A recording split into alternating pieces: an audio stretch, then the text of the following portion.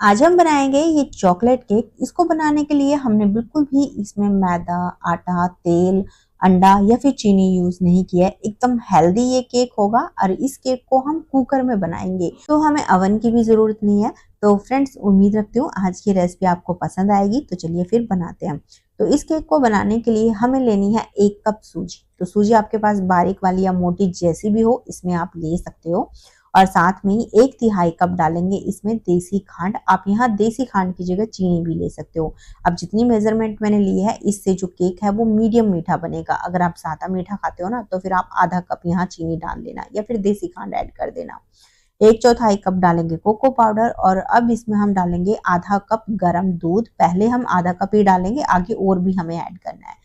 इसको मिक्स करने के बाद अब आधा कप दूध मैंने और लिया है, और ये भी मैंने सारा नहीं डाला, थोड़ा सा दूध इसमें 2 टेबल स्पून के आसपास मैंने बचा लिया है। तो आपने भी इसी तरीके से दूध जो है थोड़ा थोड़ा करके ही डालना है। तो अभी इसको अच्छे से मिक्स करने के बाद जो ये बैटर है बिल्कुल पतला है, कोई दिक्कत नहीं है। हमने सूजी यूज किया है फ्रेंड्स। अब इसको हम जब रेस्ट पे रखेंगे ना, तो सारा जो दूध है ये सोक कर लेगी। तो बस आपने ढक कर इसको कम से कम 25 से 30 मिनट के लिए जरूर रख देना है, ताकि जो सूजी है वो अच्छे से दूध को सोक भी करे और थोड़ी सी फूल के नरम भी हो जाए। अब जब तक हमने सूजी को रेस्ट पे रखा हुआ है, हम जो है अपना कुकर तैयार कर लेंगे। तो उसके लिए कुकर के अंदर आपने थोड़ा सा नमक डाल देना है। इससे जो हीट होगी वो केक टिन के चारों तरफ अच्छे से आएगी और जो केक है वो बहुत अच्छे से बेक होगा। साथ में ही इसके अंदर हमें इस तरीके से कोई भी एक रिंग या फिर कोई स्टैंड या कटोरी रख देनी है, ताकि जो हमारा केक है उसको एक अच्छी सी हाइट मिल जाए। और जो कुकर का ढक्कन होगा उसकी सीटी आपने निकालनी है, और जो रबड़ है वो भी निकाल देनी है। बस आपने इसको ढक्कन लगाना है और इसे लो टू मीडियम फ्लेम पे 7 से 8 मिनट के लिए गर्म होने के लिए रख देंगे। अब इसके बाद हमें लेना है मोल्ड। तो मैंने यहाँ इस तरीके से जो चकोर मोल्ड है वो लिया। आप कोई सा भी मोल्ड ले सकते हो इसके अंदर, और इसको हम ऑयल से अच्छे से ग्रीस कर लेंगे। उसके बाद इसमें हम बटर पेपर लगाएंगे। बटर पेपर लगाना ऑप्शनल है, बस इसका फायदा ये होता है कि जो केक है इसमें बहुत अच्छे से डीमोल्ड हो जाएगा। अगर आपके पास बटर पेपर नहीं है, तो इसकी जगह आप 1 चम्मच मैदा डाल देना और टिन के अंदर, और उसको अच्छे से कोट कर देना, तो भी जो आपका केक है उसमें से अच्छे से निकल जाएगा। अब हमारा मोल्ड भी तैयार हो गया। अब इसके बाद जो सूजी हमने रखी हुई है, करीबन इसे मैंने 25 मिनट रख लिया, और आप देखो इसका पहले के मुकाबले टेक्सचर एकदम गाढ़ा हो गया है। तो बस अब इसको हम डालेंगे जार के अंदर।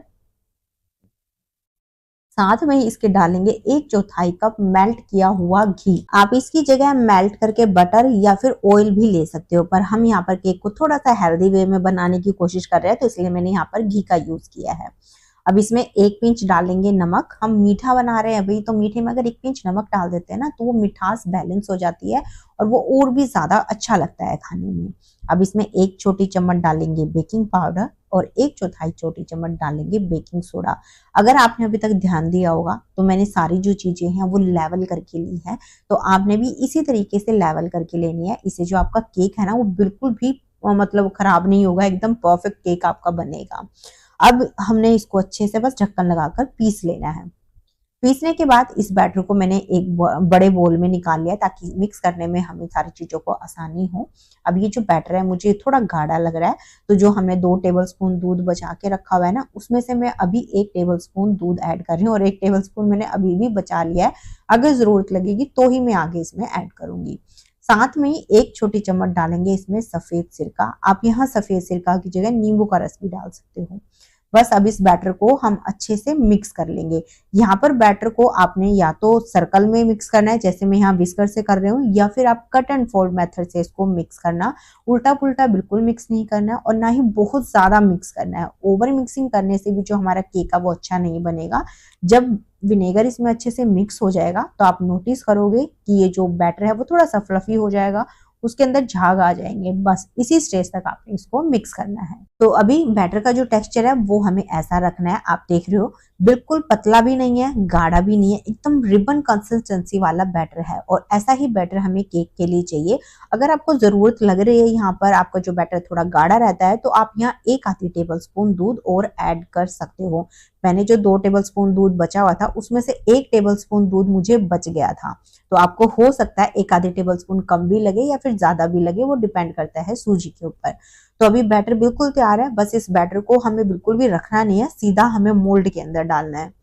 उसके बाद इसको हम हल्का सा टैप कर देंगे ताकि ज्यादा मोटे बबल्स इसके अंदर हो तो वो खत्म हो जाए। बस अब इसे हम करेंगे बेक। तो उसके लिए कुकर भी अभी अच्छा सा गर्म हो गया है, तो बस ये जो मोल्ड है इसके अंदर रखेंगे। थोड़ा ध्यान से रखना क्योंकि कुकर काफी गर्म है इस स्टेज पे।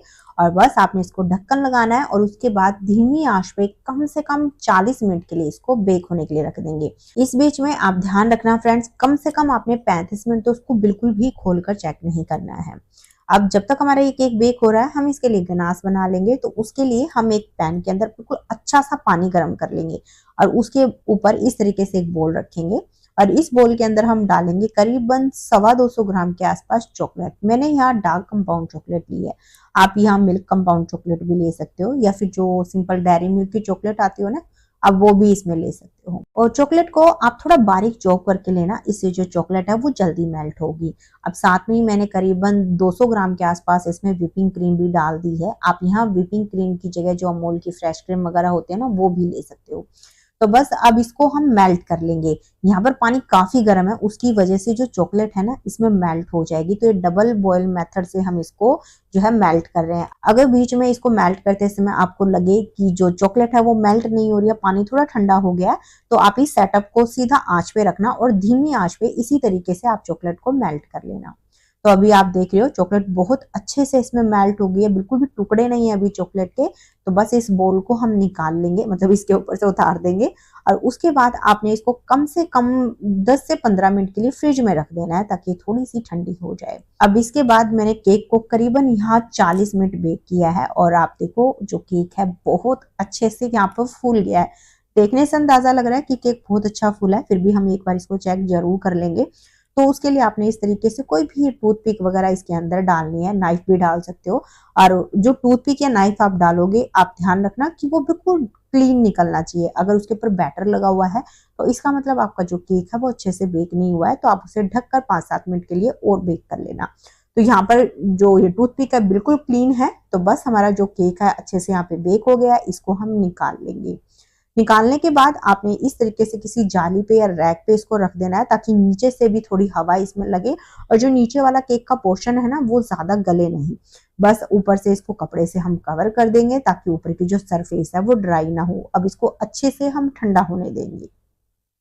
अब करीबन मैंने आधा पौना घंटा केक को रखा है, ठंडा हो गया ये और हल्की सी इसने जो साइड है वो अपनी लूज कर दी है। तो अभी हम नाइफ से जो इसकी साइड है थोड़ी सी और लूज कर लेंगे ताकि अगर कहीं पे केक चिपका हो तो वो उतर जाए। बस अब आपने इस तरीके से इसको उल्टा करना है और देखो कितना अच्छे तरीके से जो हमारा केक है वो निकल गया है।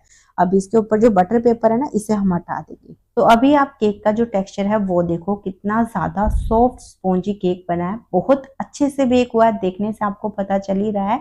तो आप इस केक को वैसे अभी खा सकते हो, पर आज हम थोड़ा सा और इसको गार्निश करने वाले हैं। तो उसके लिए जो हमने गनाश फ्रिज में रखा था ना, आप देखो अब वो मीडियम टेक्सचर में आ गया है। तो इस तरीके का थोड़ा सा पोरिंग सी कंसिस्टेंसी वाला हमें गनाश रखना है। अगर आपको लगे कि आपका जो गनाश है थोड़ा ज्यादा गाढ़ा हो गया है तो आप उसे थोड़ी देर किचन स्लेब पे ही रहने देना, वो नॉर्मल हो जाएगा। तो अभी आप चाहो तो इसको ऐसे ही यूज कर सकते हो, पर मैं इसका टेस्ट बढ़ाने के लिए थोड़े से इसमें करीबन 2-3 टेबल स्पून के आसपास काजू डाल रही हूँ। मैंने कूट के ऐड किया है इसमें, आप चाहो तो यहाँ पर कूट कर थोड़ी सी मूंगफली या बादाम भी डाल सकते हो। तो बस अच्छे से इसको मिक्स कर लेंगे और मिक्स करने के बाद हमारा जो ये गनाश है बिल्कुल तैयार हो गया है। अब इसको हमें केक पे डालना है, तो उससे पहले आप केक को है ना एक जाली के ऊपर रख देना या फिर रैक पे, ताकि जो एक्स्ट्रा गनाश है वो थाली में नीचे इकट्ठा होता रहे और ज्यादा वेस्ट ना हो। बस अब ये जो गनाश है इसके ऊपर इस तरीके से हम केक पे फैला देंगे। तो यहाँ पर गनाश पोरिंग कंसिस्टेंसी का है इसलिए वो अच्छे से केक को कोट कर रहा है, पर अगर आपका जो गनाश है थोड़ा थिक होगा तो वो कोट नहीं करेगा। तो उस स्टेज पे आप स्पैचुला से जो ये गनाश है उसे अच्छे से पूरे केक पे लगा लेना। अब ये केक को कोट करने के बाद आपने इस तरीके से पलटा लेना है और केक की नीचे साइड इस तरीके से इसको लगाकर उठा लेना है, थोड़ा ध्यान से उठाना इसको। और उसके बाद आप चाहो तो किसी थाली पे या प्लेट पे इसको रख सकते हो, मैंने इसे चकले पे ही रख लिया है सिंपल। और अब इस केक को हम कम से कम 1 घंटे के लिए फ्रिज में रख देंगे ताकि जो गनाश है ना वो अच्छे से सेट हो जाए और जब हम केक को कट करें तो इधर उधर वो फैले ना। 1 घंटे के बाद जो केक है बहुत अच्छे से सेट हो गया है और आप देख ही रहो कितना बढ़िया हमारा चॉकलेट केक बनकर तैयार हुआ है। अब मैं यहाँ पर आपको कट करके भी दिखा रही हूँ। वैसे तो मेरे कट करने से आपको अंदाजा लग ही गया होगा कि जो केक है वो बहुत ज्यादा सॉफ्ट और स्पॉन्जी बना है, और पहले भी मैंने आपको दिखाया ही है, और अभी मैं थोड़ा पास से भी आपको दिखा रही हूँ। देखिए कितना परफेक्ट जो केक है ये बना है। कोई मैदा आटा हमने इसमें नहीं डाला, ऑयल भी यूज नहीं किया, दही भी नहीं डाली, अंडा भी नहीं डाला, फिर भी जो केक है ना ये बहुत ही ज्यादा टेस्टी बना था। तो बहुत हेल्दी केक है फ्रेंड्स, एक बार इसको आप जरूर ट्राई करना, और ट्राई करने के बाद अपना फीडबैक मेरे साथ शेयर करना बिल्कुल मत भूलना। तो फ्रेंड्स उम्मीद रखती हूँ आज की रेसिपी आपको पसंद आई है। अगर आपको थोड़ी सी भी अच्छी लगी ना तो प्लीज इसे लाइक करना, शेयर भी कर देना, और अगर आपको ऐसी इजी सी रेसिपी पसंद है तो चैनल को सब्सक्राइब भी कर लेना, और सब्सक्राइब बटन के पास में ना एक छोटी सी घंटी होगी, उस पर क्लिक करके आप ऑल पे क्लिक कर देना, जिससे मेरी आने वाली सारी वीडियो के नोटिफिकेशन आपको मिलते रहेंगे। तो चलिए फ्रेंड्स मिलते हैं फिर आपसे एक नई रेसिपी के साथ में।